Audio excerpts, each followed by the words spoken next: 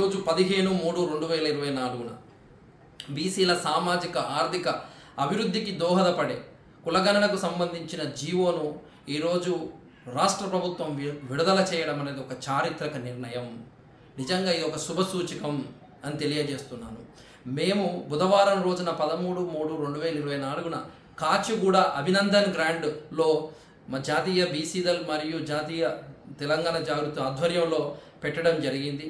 దీనికి BC commission chairman గారు మరియు తెలంగాణ జనసమితి పార్టీ అధ్యక్షులు కోదండరామ్ గారు, రిటైర్డ్ ఐఏఎస్ అధికారి సామాజిక ఉద్యమకారులు మురళి గారు మరియు జాగృతి అధ్యక్షుడు కూడా మరియు ప్రొఫెసర్ మురళీ మనోహర్ కూడా పాల్గొనడం జరిగింది.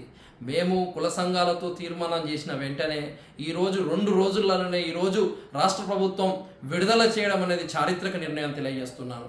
ఈరోజు కాంగ్రెస్ ప్రభుత్వం రేవంత్ రెడ్డి 100 రోజుల పరిపాలనలో భాగంగా ఈరోజు జీవో విడుదలైందంటే ఇది ఒక సుపరిపాలనకు నిలువెత్తు నిదర్శనం అని తెలియజేస్తున్నాను.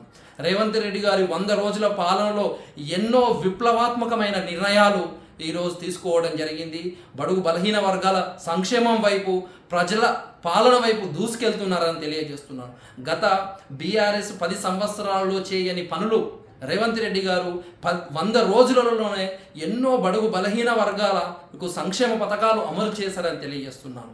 ఈరోజు ముఖ్యమంత్రి రేవంత్ రెడ్డి గారికి మరియు బీసీ మంత్రివర్యులు పొన్నం ప్రభాకర్ గారికి నా శిరస్సు వంతి నమస్కారాలు తెలియజేస్తున్నాను. థ్యాంక్స్ అండి, వెరీ థ్యాంక్స్ అని తెలియజేస్తున్నాను.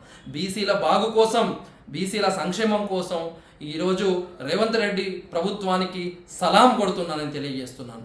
జై బీసీ, జై పూలే.